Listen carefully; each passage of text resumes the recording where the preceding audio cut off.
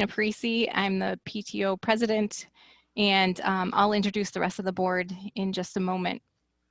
I think it's first week done, right? Virtual learning, and it's been a week, at least for my family. But I did want to say that I am so thankful and grateful for our Northside community this week, because I've seen teachers being so patient and kind with students, and students extending their teachers the same compassion and understanding as we all work through this new virtual school model. I saw neighbors on Zoom calls introducing themselves to teachers because they were facilitating the learning of their children and their neighbors. I saw my daughters teaching my dad, so their grandfather, how to Zoom and use Seesaw so that he can help them with their school. I saw a teacher giving a virtual tour of her classroom to everyone, and when a little boy raised his hand and just wished out loud that he could be in the classroom, I heard her voice crack as she was explaining to everyone that we all wanted to be together, and we will be when it's safe for everyone to be back at school. So I know, just to level set this meeting being virtual, we all want to be back to the way life was before COVID, and I believe everyone is doing their best, their very best given the situation. I know that sometimes it feels like our best isn't enough, and for me, I am sure that my kids have ate an entire year's worth of goldfish in a single week, and I'm not sure where the Oreos are.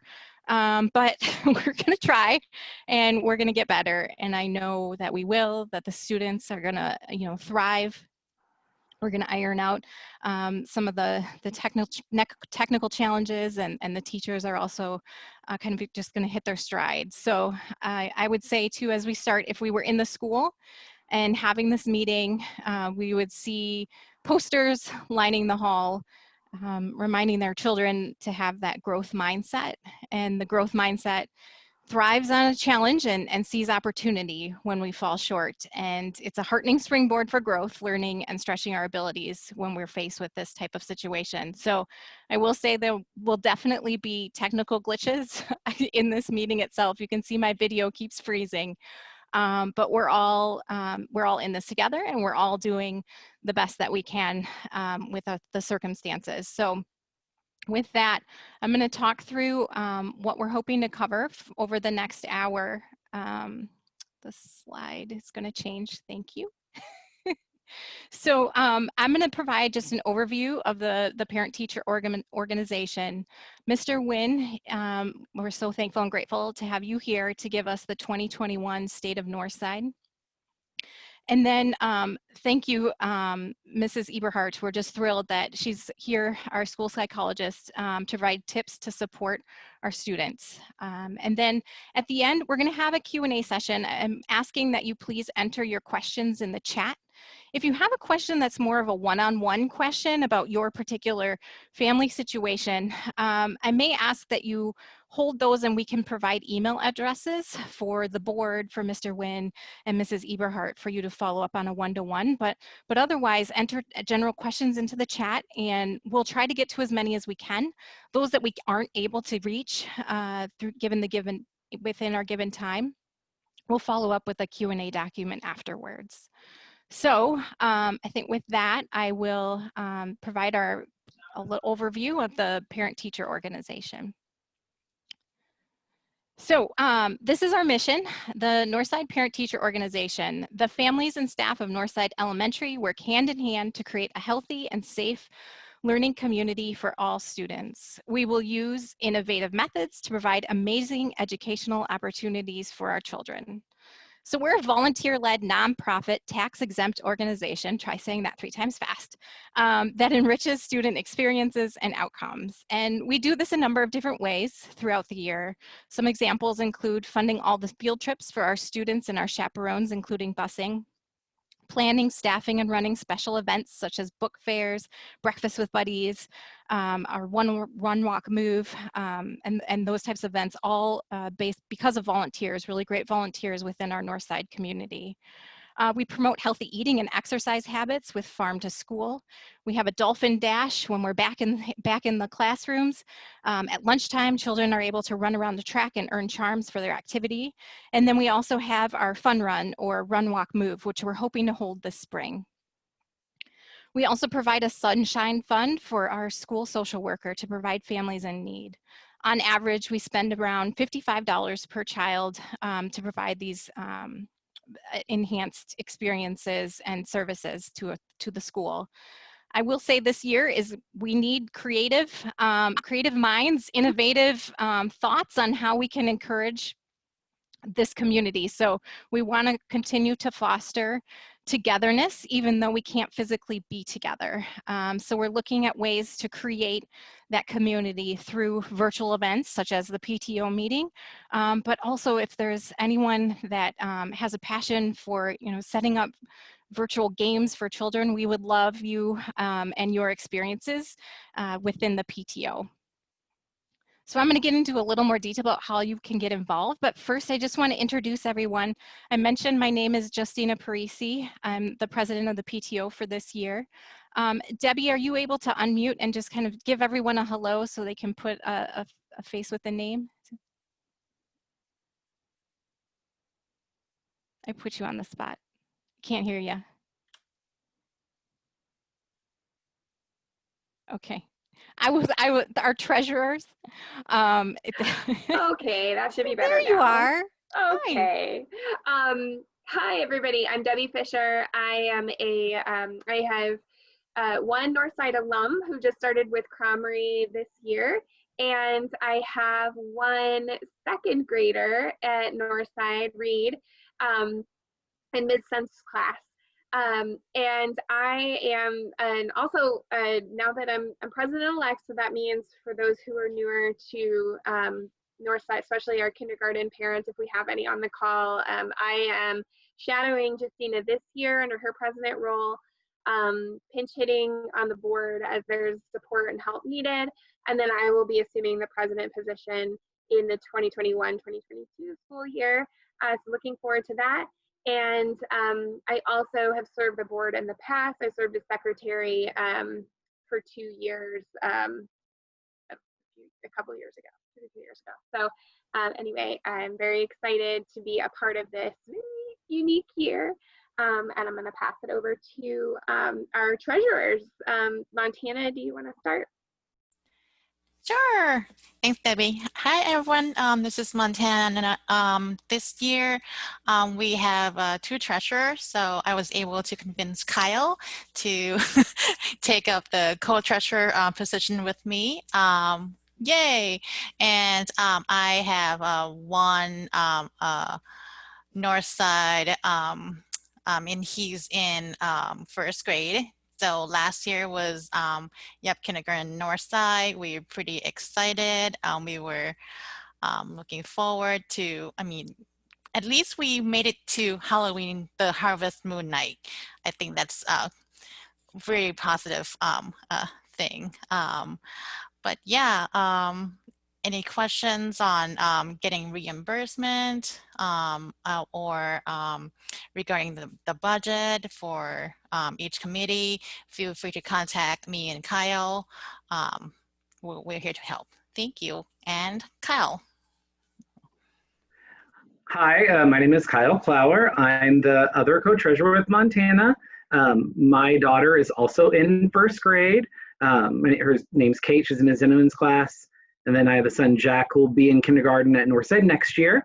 And so we're just excited to be serving on the board this year. And if you have any financial questions on how you can help out, where money goes, or how and where you can donate money, let us know. And we're happy to help provide whatever information we can. And then good luck to everybody at the start of this very unusual school year.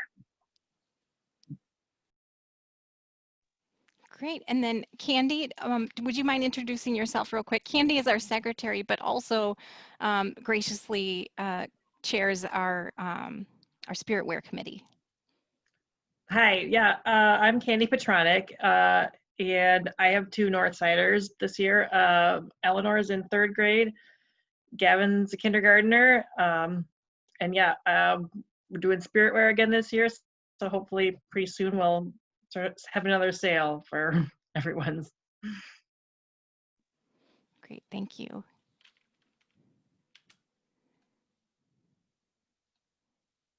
So some ways that you can get involved, I mentioned we're looking for volunteers, so you can volunteer at our website, northsidepto.com, or you can email us at the board at northsidepto.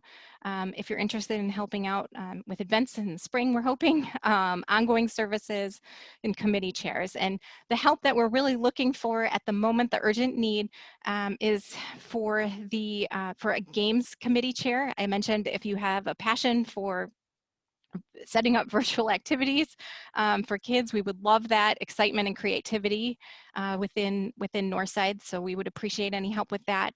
We're also looking for a yearbook chair.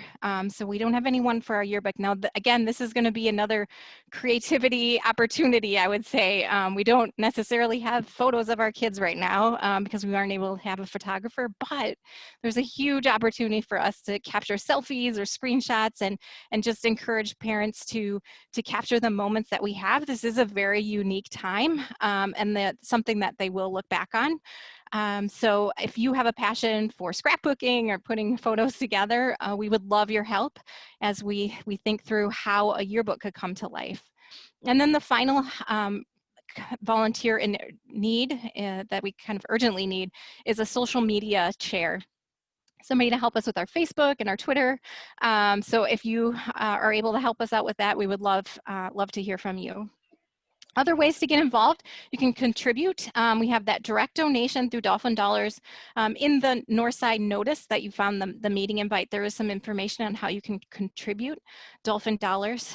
When we're back in schools, we're hoping to continue with our Read On book donations. So Read On is a program that kids can earn free books based on the number of minutes that they're reading.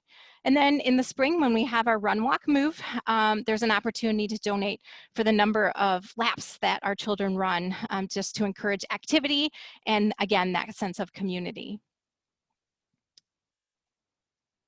So ways you can find out more. Coming soon. Our Northside Spirit Wear, Candy mentioned, and then our virtual book fair is November 11th through 17th. Those are tentative dates, but the book fair is just a really great way for us to get reading materials into kids' hands. So we're hoping to host that virtually in the month of November. So ways to find out more, I mentioned our website, northsidepto.com, our Facebook page, Northside Elementary Middleton. We are posting stuff up there. And our next meeting will be Tuesday, November 10th from 6:30 to 7:30. So again, just a brief overview of the Northside PTO. And now I would love to introduce Mr. Nguyen. Thank you so much for joining us this evening to talk about the state of Northside. All right. Thank you for having me, and thank you to all the members of our PTO, knowing that this is a different year, and I'm so excited that this group of members of PTO are leading us through this time. So thank you, Justina, Debbie, Kyle, Montana, Candace. We appreciate your work. As far as the state for Northside, I'm here at Northside, my office, so I'm trying to find some balance, and I think our teachers are too. We spent the summer thinking about what the school year would look like. So we were charged with thinking about, in the most positive terms, like how we're going to come back face-to-face, how we do hybrid, and how to do fully virtual. So in the summer, we had to have those 3 plans in place. So it wasn't just one plan, it was those 3 plans because we didn't know which one. And then once we knew it was fully virtual, we stuck to the plan that we have. And I just want to put this out there. There was a committee and a team that brought on teachers and administrators from the district, across the district, trying to figure out and learn from what we did in the spring. And I know that the spring was more of a sink or swim type of situation. And I think that not only did our teachers swim, they were doing laps, right? Just I think that for what we were given, we were able to switch only after 2 weeks of doing fully virtual. So we brought some of that new learning onto our fully virtual right now. That being said, we also understand that it is a pandemic. So we're not saying that like we need to have from 7:30 or 7:45 to 2:30 of instruction, just because we're not going to try to recreate that, because that would be something that that is not possible in the event that we don't want that much screen time for our kids, one.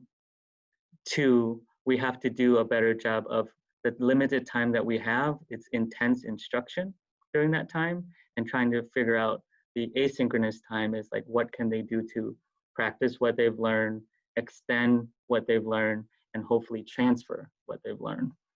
So that being said, we also have to know that our teachers also have kids too, and all those as well. So all those balances together to try to create the best learning for our kids. So what does that look like starting from the spring to now?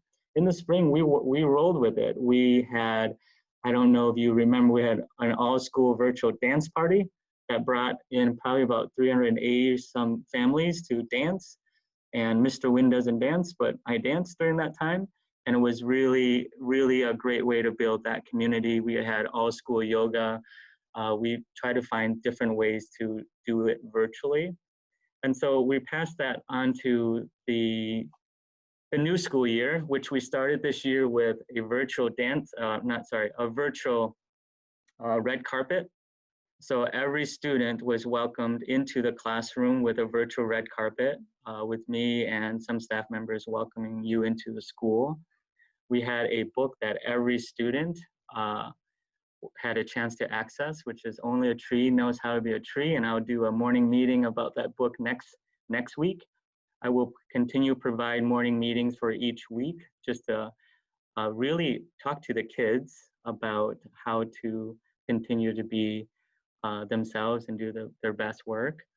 The first week, we also had plans for dance parties and Zoom games, and also other activities that were planned. And then eventually we ended the week with an all-school yoga, which is now on the Facebook link, where we were able to show what it was that we're talking about. And then for the next week or so, we will also continue to do the work that we would have done if we were back at school, which is to build connection, relationship with kids, and getting to know each student. So just know that's just something that we would have done if it's virtual or we were face-to-face. And then we will pick up with the academics around reading groups, math groups, and synchronous learning. The whole idea is that we were given a parameter from 8 to 4 o'clock is instruction. And we use what the teachers know about your kids to create the schedule that fits best for the kids and the families, knowing that each classroom has about 20 or so students. So if they're spending half an hour on a one-on-one session with a student, know that they're going to try to also make sure that they get to all the students by the end of the week. So just that's the parameter of from 8 to 4 is the instruction. And then they are guaranteed with 7, either small group and one-on-one with the teacher, which is more than the spring. And as we get going and we know how the flow is, that's going to change so that it fits the needs of your child.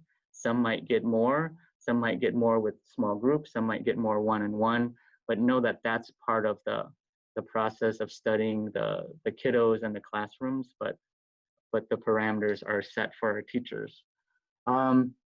As far as the state of our teachers, I think just similar to you all, they're trying to figure out the meaning of life during this time. They're trying to figure out how to stay safe and calm for their own families and for our students. I think the idea of keeping our students safe is, again, our cornerstone. That's what we will continue to do. And as far as engagement, that's something that we want to make sure that we continue to focus in on, because if this is going longer and longer, we got to make sure that our students show up and be engaged. And I think it will get harder if we don't think about some engagement activities or doing some fun things, knowing that every month we'll have an all-school event, an all-school activity for all the students, just so that they have a chance to see. We will still continue to do splash groups. And splash groups at our school is when we have an adult at Northside. We'll reach out to a group of students across each grade. So for example, like I would be with kindergartners, first graders, second graders, and so on. There'd be about 8 or 10 of us, and we come together to do some activities that the whole school is doing together, but separated out in splash groups. So splash groups will still be happening via virtual. I think the first month or so, I think that your splash group members or teachers will reach out to each student just to make sure that they know that, yep, they're still part of that splash group as part of something that we do here at Northside. And then as far as the first couple of weeks, again, we will have some formal assessments coming soon. Right now, it's just all informal assessments when they meet with your child one-on-one and small groups to see where they are as far as their interests and their reading as the year progresses. So as far as one participant asked about outdoor activities as an option. I think that part of that too is when we build a schedule with our teachers, that is something that we definitely need to put in there as the asynchronous, like just providing some of that time to like be built in there to go outside, just because we want to make sure that it is different, but it also is developmentally appropriate, right? Which is like to think that kids can be on for 5 or 6 hours on Zoom is not healthy. So kind of how do we build that in? And our teachers are thinking about that. So again, this first 2 weeks is just getting to know them. So that's part of that. And then that's also part of Encore and gym class and some of the activities that they are also getting from Encore teachers as well. So I want to answer that question directly. And then as far as like the state, we're all in it together. The message from me to our staff, and our staff we have a wonderful staff, is that we just ride the wave. Like we don't know where the wave is going, but I want to provide a surfboard, so something that they can like be on, so that we can ride that wave, because there's a lot of unknown. But there are certain things that we do know, which is that here at Northside, we keep with our vision and our mission, which is how do we empower students' thinking and curiosity in all of our subjects and topics. So,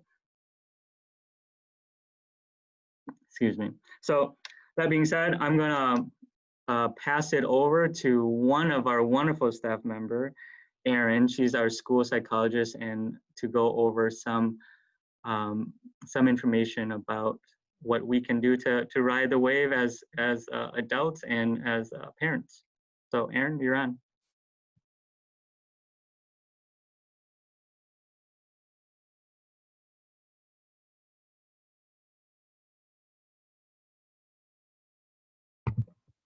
Hi everybody, I'm Erin Eberhardt, school psychologist at Northside.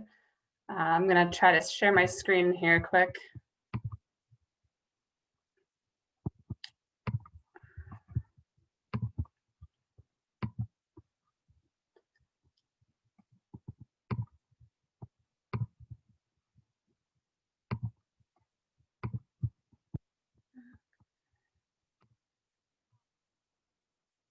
All right, there we go. So just real quick about me. I have been in the district since 2004, and I have spent most of my years at Northside, so I've been pretty lucky that way. But I've also worked at Glacier Creek and Elm Lawn and Park. So In addition to being a school psychologist, my other credentials are I'm a mom. So I have a 3rd grade daughter and a 5th grade son. So I am right here with you guys, trying to figure out this virtual learning and make it work for us. So, and just in thinking about, you know, what to share tonight, I just looked at some of the research. I did some crowd sourcing of some other friends and some teachers, just thinking back to what supports families needed in the spring that I maybe supported, you know, and just really thinking about what I know about families, which is that all students are different and everyone's home and learning setup is going to be a little bit different too. And depending on whether you're supporting a kindergartner or a 4th grader, like that's going to look a little different too, but you are the expert on your child. So there's a little bit of trial and error of figuring out what might work and what's going to be a fit. So I condensed it into just a couple tips that I thought were, you know, some important things to share. So I'm going to set them up for success just from the get-go. And here is your school supply list. And I think if we come into it with that and we come out with these things, like we've done pretty good. But I know it's not that easy, not that simple, but I think these are definitely essential supplies. So just thinking about being intentional with just some of the things to help our little learners, thinking about setting up your space in your home, picking a place that's quiet without a lot of distractions if possible. You know, of course, having materials close by and that it's well lit with a comfortable seat. Does it need to be a desk? No, you know, a kitchen table works fine too. You know, this was one example of a family who went out and bought some poster board and kind of made a little learning station so that, you know, if siblings are working in the same area, they could kind of have their own workspace, which would help with distractions as well. Or if, you know, if your student is sharing a workspace, maybe with an adult or a parent that's also trying to work, to kind of give that a little bit of their own kind of feel of their own work area. And this I just added in tonight because we're already experiencing this in my family, of sitting for a while at a desk or a table that's not really meant for a child, like the size. And it just was a good reminder that I wanted to share. Like if your child is complaining of like a headache or a stiff neck, you know, maybe consider where they're sitting, and if their Chromebook is at eye level, if their feet are on the floor, or if you could put like a little box or stool. Little things like that make a big difference in just terms of our kids' health and how they're feeling, and that we don't always realize. You know, when they're at school, the desks are developmentally appropriate. They're the sized for children, whereas at home, you know, we're making do with what we have. So, and then, you know, does there have to be just one right spot? No, consider flexible seating and what works for your child. Maybe during some of their independent time, they're reading, maybe they have a second area that's kind of a designated area that they can get comfortable, and be flexible with that too. All right, now some other helpful tools that you might find to keep near that workstation. Headphones, not only to just help with distractions, but I've also found, especially to students that might have a little bit of problem paying attention, headphones really help them kind of key in and tune into the teacher. So even if it's a quiet environment, they still may choose to wear headphones. I noticed just as I was gathering things that I like timers. I think finding one that works for your student and your family is huge, because there's going to be lots of times where they need to get back on in a half an hour, or they need to work on something. I like this visual timer, the one with the red circle in the middle, for some of our youngest learners. It's a visual timer, and so you can set it and they can see the red slipping away as the time goes by. So they start to understand some of that time concept, but also it's great for helping them build stamina, you know, as they're learning to, like, maybe even as they're learning to be on Zoom for the first time as kindergartners, or they're learning to spend some time in an independent activity. it helps them kind of see how long, like, okay, we're doing this for the next 5 minutes. So I really like that. But for older learners, older students, just finding a timer that they understand, maybe how to set independently so that they can have some sense of control over their schedule and their time, whether it's, a little timer that you purchase, or there's online timers. I know, iPads, iPhones have timers too, but finding what works for you and that your student like independently understands and can use, I think is really helpful. And then fidgets, which can be great, or they can be distracting. So that's where knowing your child and a little trial and error might help too, in terms of talking about, fidget is a tool that we use to help us focus our attention. It's not something to play with. So, and then another, I think, helpful tool is just keeping some water nearby. Is there some research that, staying hydrated can help with cognition and with mood regulation as well. And lastly, Post-it notes, just for when you're if you're popping in quick and they have a question, or if they just can write it down, or if your student maybe is going to need help breaking down a task a little bit, it's just handy to be able to write those 3 steps of what to do next. Daily schedules. So I find that these are quite a helpful tool because it provides structure and predictability for students. This learning is new. We did some of it in the spring, but it definitely looks different now. And just having that predictability and understanding of what their morning or what their day looks like helps them feel more confident in it. Whether that's just printing out, the schedule on paper, or maybe involve your child creating, chart paper or on a whiteboard. In the spring, in my family, we used a whiteboard because then we could just tweak it every day, or add, if they had a piano lesson, or this is when we're all going to go outside, or just so they kind of know what's coming. You could consider, adding when you're going to have some body breaks or those type of things too. Tip number 2, prioritize wellness. So I think this is a huge thing to think about. Put on your own oxygen mask first. So adult self-care is really important. We need to stay healthy ourselves so that we can stay regulated, and we can help co-regulate our children when, if they're feeling frustrated, or they're feeling overwhelmed, or they're feeling sad, we are calm and we can help them problem solve. And here's just some different areas to think about for self-care or stress busting strategies. So keeping connected with our relationships, both within our family, making time within our family. Sometimes it's like, oh, we're all at home, we feel like we're all around each other all the time, but just thinking about making it a little more quality time once in a while.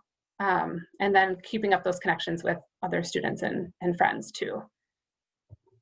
I think exercise is really going to be important, even more important than it normally is, because when we're sitting in virtual learning, there's a lot less opportunity for movement. So we really need to think deliberately about when our kids are going to get movement throughout the day, not just waiting until school's done, but are there times that we can do some body breaks, or how can we work that to get outside as much as possible. If you think about in a school setting, the students are transitioning from the carpet to their desks, lining up, they're going down the hall to music, they're going out to art.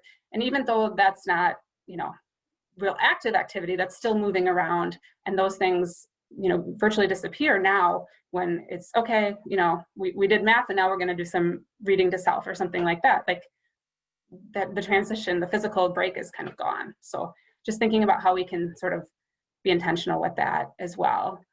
And then sleep, kids this age still should be getting 10 to 12 hours of sleep, and trying to wake up around the same time every morning. I think along with that, one helpful tip is try to get them up a little early so they're not just kind of rolling out of bed to go to Zoom.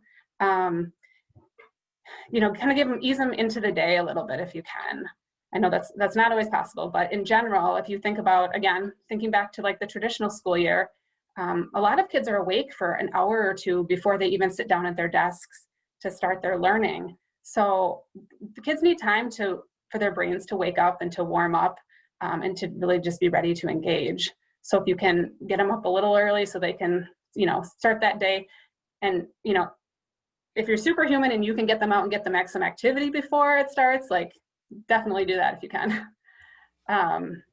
Balanced nutrition and water, of course, are very important. And tips that I've heard that way are maybe preparing some healthy snacks in advance, or having a spot where kids know that they can grab a healthy snack. Or even a teacher friend of mine was sharing how they still pack their school lunch with kids like the night before, so that when it's lunchtime, they don't have to spend time preparing the food. The kids can just eat and then still have time for recess, because sometimes that's an issue to run into too, is like running out of time for that get outside part. So I thought that was helpful to share. And then just, being aware of mental health as well, and some mindfulness. Going along with that, just making sure to spend deliberate time checking in with your child. Things like adding a simple feelings chart, in their workspace, like if you're gonna do the study carol, or just having something on their desk that can help them talk about how they're feeling, positive or negative. Some families have shared with me that they have put posters by their daughters' Chromebooks that have mindset mantras, just some things that they can remind themselves of when they're working hard, or come up with a family mantra. The one I really like I shared is the girl by the tree, "We are made to bend. When life's strong winds come blowing, bend with them and let go. By bending, you will become stronger in new places. By letting go, you will be making room for the new and better." So that whole idea of just kind of like leaning into change or challenge.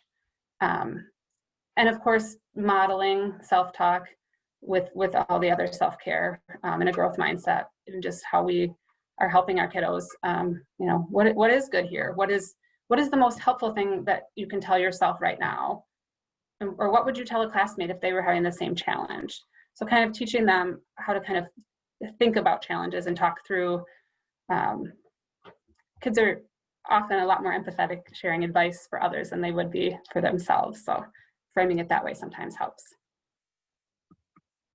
Last tip, reach out. So we at school are here to support you guys. We recognize that some challenges, whether it be academic or emotional, it might be less visible to the teacher, right? Because we don't know that it took 20 minutes to get your student to come to Zoom, or that it took twice the amount of time to do the work task, necessarily, if it's independent. So we might not know, teachers might not be aware of that. So definitely communicate with school, and just trying to identify what's going on. Kind of with the idea of kids do well if they can, what are the patterns, or what are the times where it seems like it's harder, and can your child perform the skill if it's a different way, if they're not being asked to do it, on Seesaw, but could they do it on a paper and pencil, or just, what do you notice about that? And then just teachers are in a great position to be the first point of contact, because they can consult with student services, specialists, academic coaches, just to help your students succeed. So don't be shy about reaching out, because if your child is struggling or you have questions about how things are going, you can guarantee that other families are too. So just a couple final, remember, this is a transition time. So any school year starts with a transition time, but especially now with the new format, I think we can expect that our kids may be more tired, which may look like they're more emotional, or they might be needing more parent support or reassurance than maybe is typical for them. Or it may even look like they have more energy or are feeling hyper. And that may be from the extra time on screens, to be honest. That's why that getting outside and that getting active is like even more important, and as well as finding opportunities to play that aren't on technology.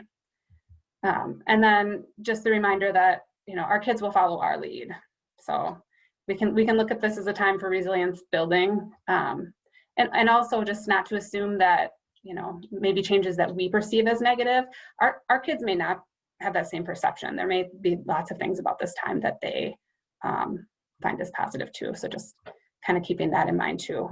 And then I just wanted to leave you with one last picture. So what do you think kids will remember about 2020? And I think, you know, if these are the things that they remember, like, that's my hope, that it's, you know, it's kind of a blip on their radar, but that they reflect and look back as like, hey, you know, there were some special things about this time too. So, all right. Thank you Thank so you. much. Thank you. Yeah, you're welcome. It's awesome. So I think we do have a little bit of time for some questions from the chat here. I don't know, Debbie, have you had a chance to kind of look at the questions?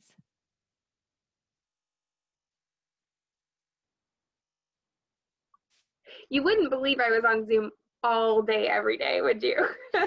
No questions have come. Oh, here we go. So is the PTO able to organize safe and fun outdoor activities?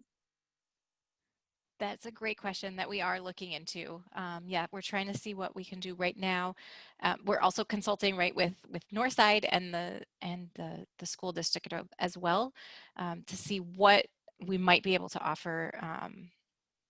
Yes, we're trying. We're looking into it. If you have any ideas, please email us as well. How can the PTO support a safe return to Northside in a hybrid model? That's a great question we need to think about. Yeah, I like just chiming in here. There is so much like that as parents we're trying to navigate too.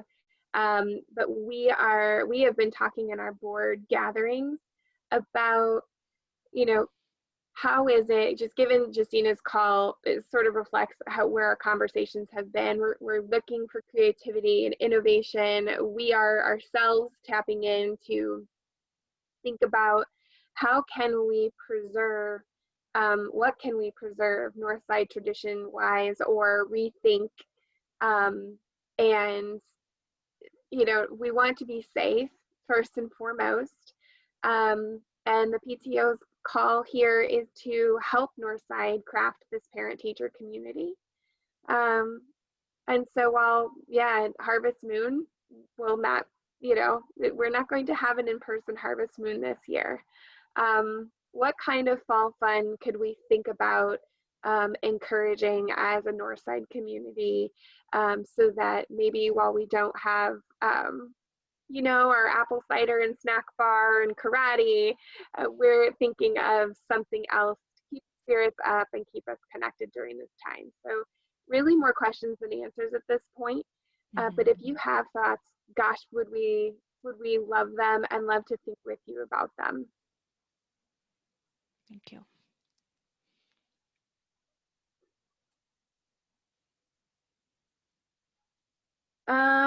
And I've got another question of, would love to have the opportunity for small groups of students and teachers to meet even briefly in person outside the school, just for a little FaceTime.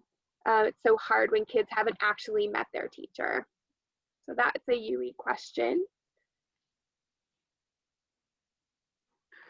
Yeah, I think ideally this is not ideal, right? This idea of like everything is virtual. I think right now we are trying to follow the protocols set by our district, which is that there can be certain situations where a teacher can work with a student, but that's specific to needs of someone with an IEP.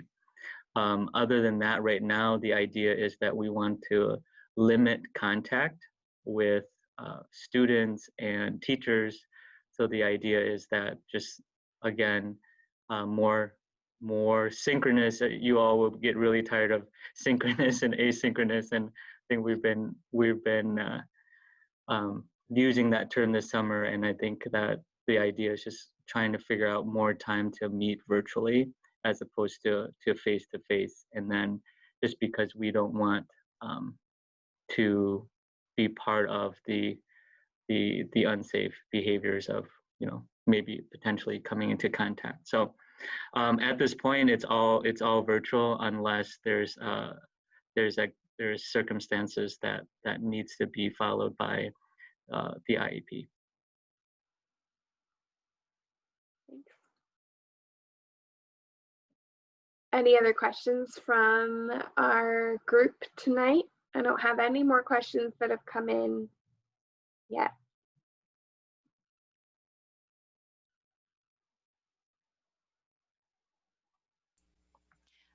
Just a quick question. Would Erin be able to send out the PowerPoint to everyone? I know, I think like that mantra or the tips that you shared tonight, I think I find useful. Yeah. And I would love So, a copy. Like, yeah. Montana, I actually ended up recording this meeting. Oh, okay. So this meeting, we can chop it up and just maybe for the PTO, like Facebook, have that, just that section to share so that people who are not here also have that available. So if that's okay with Erin, she didn't know this, but she's gonna be famous. So that's what we're gonna do. So I hope that answered your question, Montana. Yep. If you need help chopping it up, let me know, and I can, if I have the raw video, I can cut it into pieces and post it. See, this is why I love this PTO. I will send it as soon as it uploads to you, and you can do whatever you want with it, Kyle. Yeah. Great, thanks. Thank you. Okay, if anyone has any other questions that you want to follow up on, please, we are available as a PTO board to support the Northside community, so please reach out. And or if you have other questions for Erin or Yui, please, again, very open community here. So let us know. And our next meeting again will be in November for a PTO meeting, but please keep an eye open for the Spiritware sale, which should be, I think, Candy, I think within the next month we're planning on having it. She's got some really cute virtual learning accessories for kids. The cool kids call that, Justina, swag. We have some really cool Northside swag that we want to like put out there. It's really, really, really cool. So. Yes, and then we'll also have the virtual book fair is in November as well. So just keep your eye open, and hopefully we'll be able to get some more community building events scheduled this fall for everyone. Again, trying to create that togetherness even though we can't physically be together. So again, thank you everyone for giving us your evening. We appreciate your time, and again, follow up if you have any additional questions. Thank you. Yeah. Thank you, PTO, and thank you for all the families that are here. We appreciate you. So until next time, thanks you all.